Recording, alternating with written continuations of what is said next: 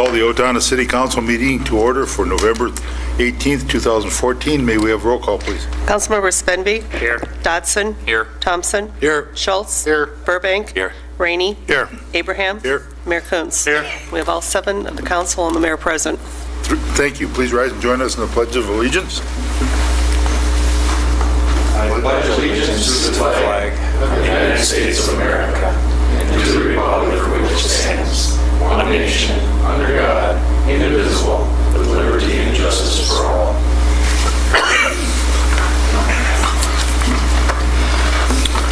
Would like to welcome everyone here tonight, and we do not have any corrections or changes to the agenda, so we'll look for a motion to approve as presented. So moved. Motion by Greg Schultz to approve. Do you have a second? Second. Second by Brent Svenby. All those in favor say aye. Aye. Opposed? This has been approved. We'll move on to public hearings. Number 1.5.1, Small Cities Development Grant Program, and we'll go to Troy with that. Thank you. The city received a grant through the Small Cities Development Program for the rehabilitation of renter-occupied housing and commercial rehabilitation activities in downtown Owatonna, which was awarded in July of 2013.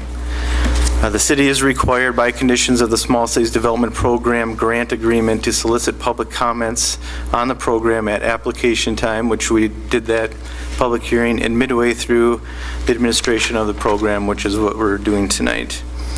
We did receive a grant for $420,000 plus $50,400 for administration of the program.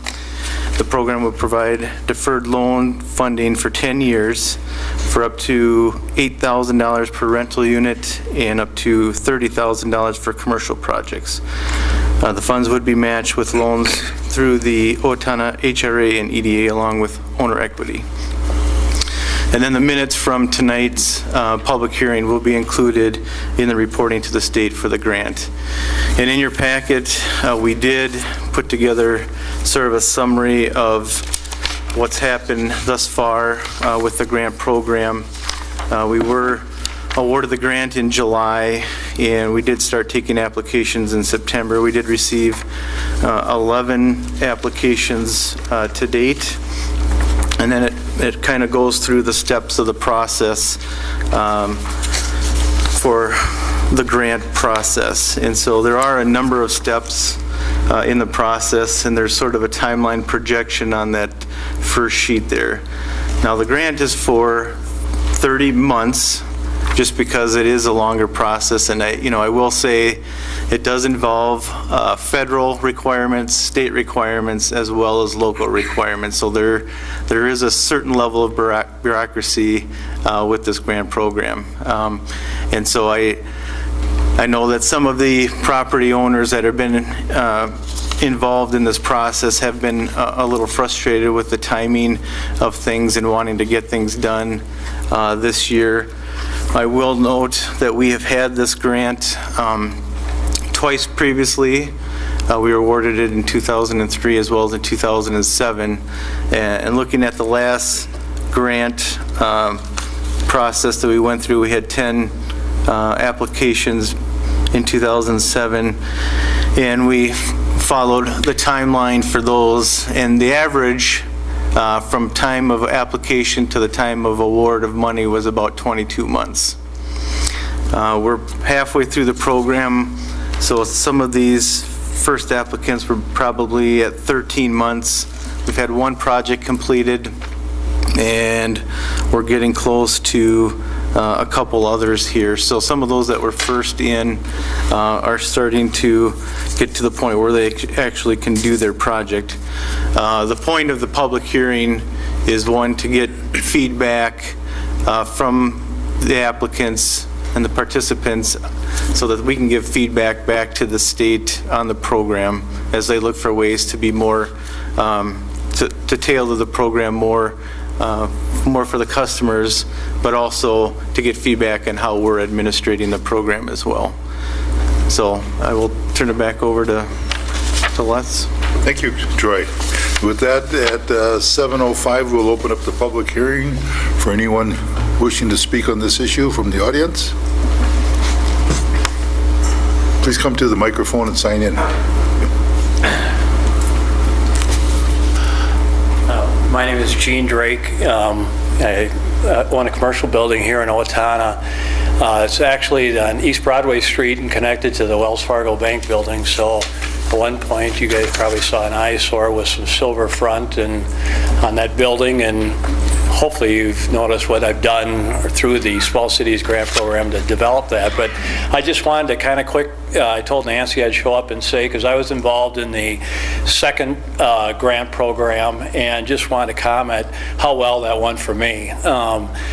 I started back in '07 kind of thinking about remodeling just the front of my building. It includes office space where I have my office and some other offices on the main floor, and then 2 apartments upstairs. Quite frankly, when I started, I was originally just going to plan on just doing the facade of the building, probably more money-wise than anything. Nancy Volkman had contacted me and said that the grant program had started, that my building was actually included in the second grant, and so I was able to at least sit down with Nancy and kind of decide on what maybe other things I could do to the building at that point. After talking to Nancy, I ended up really increasing the scope of the remodeling to include, really did all new windows up on the second floor of the building, remodeled both bathrooms in the apartments, did all new flooring throughout the building, upgraded the electrical, put in some security doors and whatever for the apartments upstairs, remodeled the entryway, and then with Nancy's help and Melanie from the chamber, we were able to go back and find pictures of the building back in the early 1900s and designed a front of the building to really look as close as we could without, at least making it a little bit more reasonable and effective. We remodeled the front of the building with it. So, and I will say this, I know there's some frustrations at times with the program, but it really went really well for me. Nancy was exceptional to work with, and the contractors worked well with it. I had really 0 issues with it, and it's like any project. If you think you're just going to sail right through a project and it's going to go smoothly, well, you probably shouldn't be in the project, because it's not going to happen. But the funding part and getting everything closed up and wrapped up, I thought went extremely well, and I'd keep encouraging you to keep looking at doing these programs. I think the other thing that I like personally is that, again, with that program, you really kind of need to go back and look at the history of the community and the history of what your building looked like, and hopefully take it back to that. And I think that's kind of what the city wants to look at, than to have 70 different owners doing 70 different things to their building. So I'd encourage you to keep doing that too. So again, I just want to say that the program went extremely well for me, and I hope you keep continuing to do it. So, all right. Thank you, Gene. Thank you. Anyone else wish to speak? Seeing none, we'll look for a motion to close the public hearing. So moved. We have a motion by Bill to close the public hearing. Do we have a second? Second. Second by Dave Burbank. All those in favor say aye. Aye. Opposed? Now it's the council's chance to make comments and questions. Questions from the council? Gene, I'd just like to say thanks for doing that to your building. I appreciate that. I think it looks very nice. And everything. It's good to hear positive remarks. Thank you. Greg? Troy, are there any funds left, or are they all spoken for? Well, it is a first come, first served basis, and so we have to process them in order.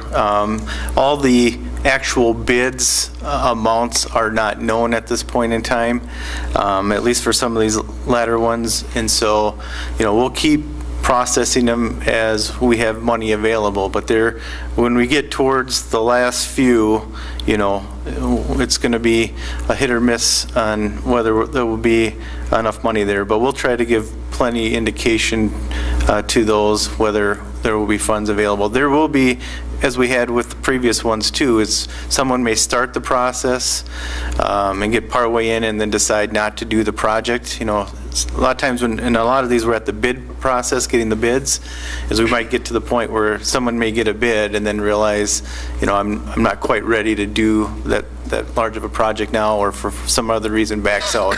So then we'll just move on to the next one. So we keep more on there than probably have funding for, but that's so that we can use up all the money. Thank you, Greg. Anyone else have a question? Seeing none, what is the council's wishes? You know, I have just one question, I guess, now that I think about it. One of the people listed here is Sarah Schmidt. Is that still active? I believe so. And do we know what's being done there? I don't have all the specific information in front of me. Okay. But they're working on that building. That's one with the boat wall? Is that? No, that's the one, completely kids, Oh, okay. which they are on the list. And that, you know, we're going through a process there. They actually applied at the time we first notified them of that issue. And so they are in the process. And I will point out, you know, we're dealing with an emergency situation, and once we can abate the emergency, there's still some long-term improvements that would need to be done as well. And so this probably, the timing of this probably isn't such that they'll utilize this grant for the emergency situation, but it might be possible to use some of these funds for a more permanent fix. Okay, thank you. Any other questions? What is the council's wishes? And there's not actually anything that the council has to approve for this. It's part of the process of holding the public hearing, getting comments, getting them in the minutes, and then we will forward those comments then to the state as part of our reporting. There is no motion required to move forward. Okay. Correct. Well, thank you.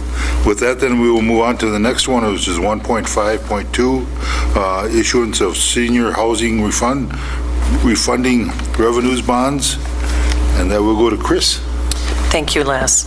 As you know, the city received a request from Acumen, a nonprofit company, to utilize the City of Owatonna's bank qualified status to refinance bonds issued to the Acumen Countryside project. Countryside is formerly known as the Brooks and is a 61-unit senior housing facility located on El Dorado Street.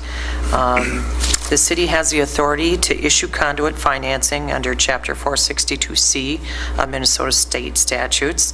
City is not responsible for bond payments nor subject to any liability for these bonds. The bonds will not constitute a debt of the city nor affect the city's credit rating. City has an approved policy when considering such requests, and this request is in compliance with that policy. It requires a non-refundable fee of $1,000 to cover out-of-pocket expenses, which has been received, and a one-time administrative fee in the amount of 0.5% of the principal amount of the obligations issued by the city.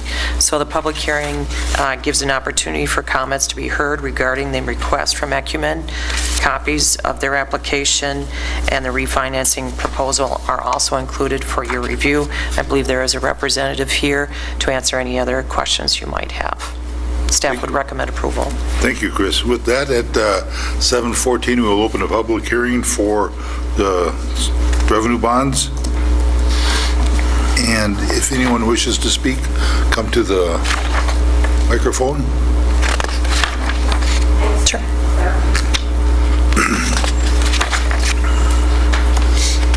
Hi, I'm Chris Carter, and I don't play football, but I am the housing director for Acumen Countryside.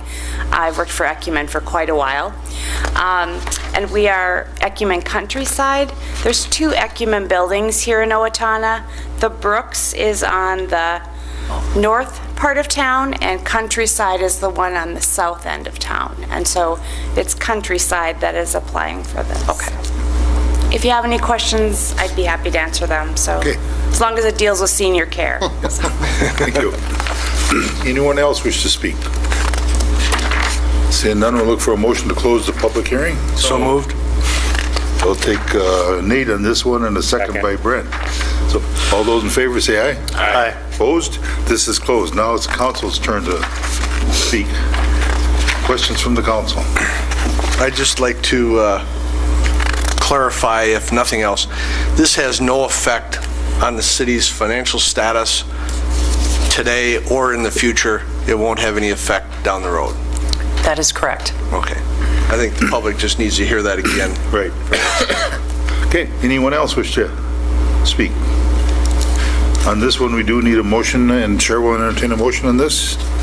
Motion to approve? We have a motion by Bill Thompson to approve the resolution for the approval on the bonds, and do we have a second to that? Second. Second by Greg Schultz. Any further discussion there? Seeing none, all those in favor say aye. Aye. Opposed? This has been approved, and good luck with it. And now we'll move on to the financial report, and now we'll ask Greg to recap the financial report. Okay, I'll give a recap. I have checks issued over $20,000 are listed as $312,683 to James Brother Construction. That is for pavement rehab at the airport. $23,695 to Mansfield Oil Company for fuel purchases. $37,107 to the South Central Drug Investigative Unit. That's a pass-through grant for the third quarter. $118,176 to the Southeast Service Cooperative. That is the November health insurance premiums. Other expenditures of $137,677 for a subtotal of $629,339. Add to that the Section 8 payments of $56,623 gives a total expenditures presented for approval of $685,963.17. Thank you, Greg. Questions from the council? What is the council's wishes? Motion to pay the bills. We have a motion by Kevin Rainey to pay the bills. Do we have a second to that? Second. Second by Nate Dotson. Any further discussion there? Seeing none, all those in favor say aye. Aye. Opposed? This has been approved. We will now move on to consent agenda item, which include minutes of meetings, license permit requests, board commission reports, department reports, etc., grouped into one motion. And what is the council's wishes with this? Motion to approve the consent agenda? We have a motion by Bill Thompson to approve the consent agenda items. Do we have a second? Second. Second by Brent Fenby. Any further discussion there? Seeing none, all those in favor say aye. Aye. Opposed? These have been approved. Moving down to action items, we have 3.4.1, Resolution 77-14, Decertified Tax Increment Financing District 3, and that we will go to Rhonda. Yep. Resolution 7714 is to decertify TIF District 3-1, which was for the Coke Distribution Building. This TIF district was formed as an economic development district in 2003. The developer constructed a 40,000 square foot sales and distribution facility and received tax increment assistance on a pay-as-you-go basis. The final increments have been received in 2014, and all of the plan objectives have been met. It is now time to decertify this district as required by state statute. This property will then be fully on the tax rolls for next year. Thank you. And questions from the council? Motion to approve. Motion by Greg Schultz to approve. Do we have a second to that? Second. I'm hearing Brent. Second by Brent Fenby. Any further discussion there? Seeing none, all those in favor say aye. Aye. Opposed? This has been approved. And moving on down to Resolution 80-14, amend 2014 budget, and this we go to Chris. Thank you, Les. As you know, the city will receive over $43,000 in unanticipated revenue in 2014 due to two separate issuances of conduit debt. As the city is currently in the process of completing the 2015 budget, it seems prudent to utilize the additional revenue on expenditures which can be made in 2014 rather than 2015. This will then reduce the planned expenditures for 2015. The items that we're recommending that would be appropriate to expend include items that are not considered ongoing. It is recommended to utilize these funds for the planned compensation study and the planned fire department capital outlay items of firefighting foam and lockbox equipment. So the summary of the general fund budget amendments include revenue increase of $33,000, the mayor and council budget consulting service increase $21,000, fire department capital outlay increase $12,000.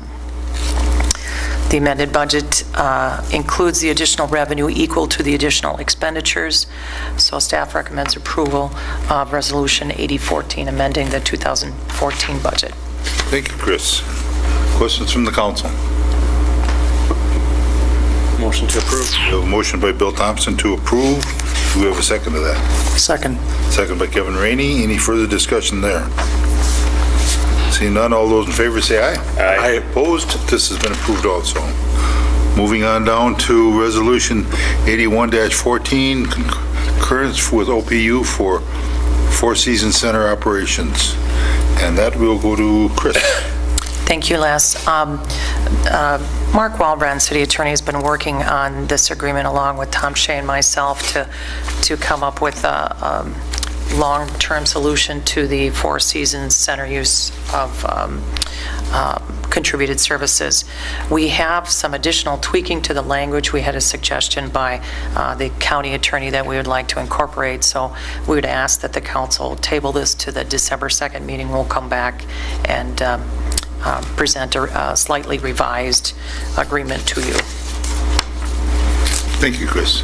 I'll make a motion to table it. We have a motion by Bill Thompson to table this until the December 2nd meeting. Do we have a second to that? Second. Second by Nate Dotson. All those in favor say aye. Aye. Opposed? This has been approved and will be tabled until December 2nd meeting.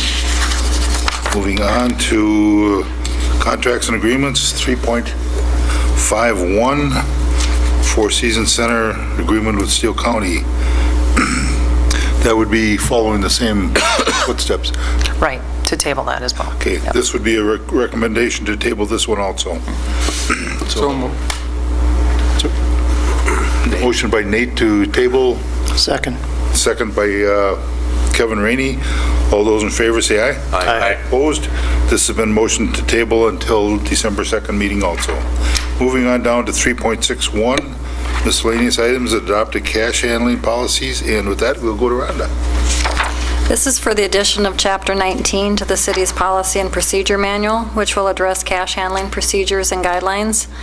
The city currently has many standardized procedures and separate policies which address cash handling. In an effort to combine these into one policy, a new cash handling policy has been written. Since each department has unique circumstances, this policy defines the minimum standards to be followed. This will provide consistency among all city departments.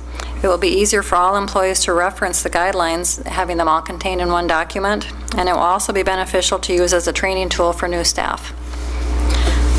So I recommend approval of the policy. Thank you, Rhonda. Questions from the council? What is the council's wishes? Move to approve. We have a motion by Greg Schultz to approve. Do we have a second to that? Second. Second by Bill Thompson. Any further discussion on this? Seeing none, all those in favor say aye. Aye. Opposed?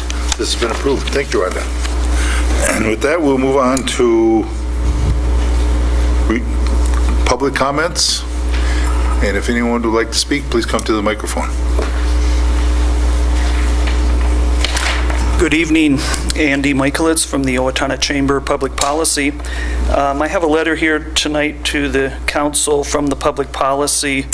It's a couple paragraphs long, so I think I'll just read it, and I do have a copy for everyone if they need it. I don't know if we were able to get copies in the packet or if we distributed them, so I'll give everybody a copy tonight. But dear City Council member, as you work towards a final budget for 2015, the Owatonna Chamber Public Policy Group would urge you to continue to use fiscal responsibility in drafting the 2015 budget.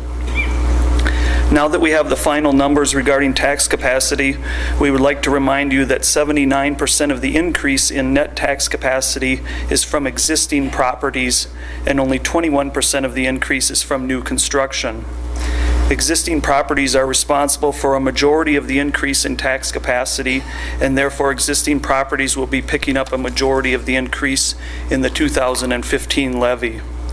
With the tax rate remaining virtually the same from 2014 to 15, this translates into an average increase in property taxes of more than 3%. While it is true that some properties may stay the same, some may actually decrease, most properties will see an increase of 3% or greater. We appreciate the efforts of the council and city staff to continue to look for ways to increase efficiency and reduce costs while delivering services for the City of Owatonna. The goal of the Chamber has been and continues to be an engaged voice in the budget process of the city. We believe that transparency, efficiency, and broad vision are key components of the budget process.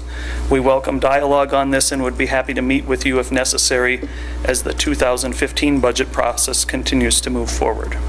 Thank you. Thank you. And if you have them, I'm sure that some of the council members would like to get a copy of that letter. Yep, I have copies for all of you. Thank you. Anyone else wish to speak? Seeing none, we will move on to council comment, and we will start with Brent. So I wish everyone happy Thanksgiving next week. Thank you. Nate? I will wish my mother a very happy birthday today. You're not going to say how old she is? No. You raised me well. Good. Smart guy. Thank you. Bill? Well, just a reminder, we had the winter parking ordinance go into effect on November 15th. Saturday. Reminder for residents as well as those having guests over Thanksgiving, please instruct them to park properly, and that's not something that they want to go out and find on their car later on. And congratulations to Mr. Olgeberg for getting elected in the last election.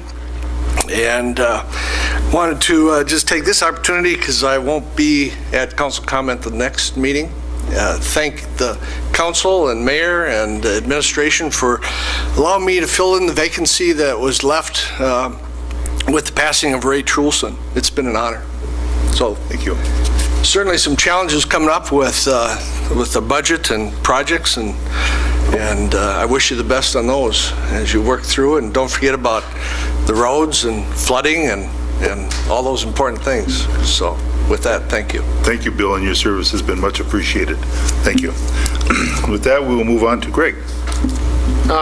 Just a couple things. This past week, the mayor and Kevin and I were at a meeting of the Greater Coalition, or the Coalition of Greater Minnesota Cities, and they discussed about things they are going to be pushing for rural Minnesota in the new legislative session coming up. And I would like to see us sit down and have a study session and talk about some of the issues they are talking about, so we can form a consensus among ourselves. I think that'd be much more powerful if we as a council can put forth our what we want in unison instead of just individually. I think it would have much more impact. Thank you, Greg. That will move on to Dave Burbank. Nothing from Ward 3. Kevin. First of all, thank you, Councilman Thompson, for your time. Very much appreciated. I do have one other thing. There was a letter to the editor this weekend, and in it made the comment that Mr. Olkeberg hadn't attended city council meetings, and as we can all attest to, Mr. Olkeberg has attended city council meetings. He's attended study sessions as well, and I just think for the record that needs to be mentioned. And I thank everyone that ran for the election, and I wish Jeff good luck. Thank you. And with that, we'll move on to the mayor, Tom. Just a couple comments. Got a nice thank you from congratulations from your friends at U.S. Bank about the water park, best place for a summer job, and best pool, River Springs Water Park, Owatonna. Some of the comments were, we're very fortunate to have the water park in Owatonna. Congratulations. Congratulations, nice pool for Owatonna. Glad we have it. And so nice comment from U.S. Bank, and thank you for that. And the Exchange Club has been very, very beneficial.